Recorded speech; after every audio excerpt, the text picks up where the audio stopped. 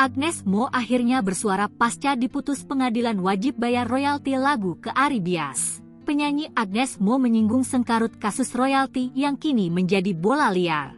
Di unggahan Instastory, Senin, 10 Februari 2025, Agnes Mo membagikan tautan yang berisi postingan musisi kawakan Chandra Darusman yang membahas Undang-Undang Hak Cipta. Di postingan tersebut, Chandra Darusman berharap insiden saling silang antara penyanyi dan pencipta lagu karena regulasi yang masih multitafsir tidak terulang. Menurut Chandra Darusman, salah satu bola liar yang ada dalam regulasi UU Hak Cipta di Indonesia saat ini adalah tafsir atas diksi pengguna dalam aturan tersebut. Kata pengguna menjadi perdebatan karena ada sebagian yang mengartikan penyanyi, sementara lainnya mengartikan sebagai penyelenggara, dalam hal ini yo atau promotor. Hal ini membuat keharusan siapa yang membayar royalti performing rights atau hak pertunjukan menjadi abu-abu. Seandainya para artis, pencipta lagu dan penyanyi, serta penyelenggara, yo dan promotor, setia ke aturan di atas yang sudah ratusan tahun dijalankan, maka insiden pencipta dan penyanyi pasti dapat dihindari,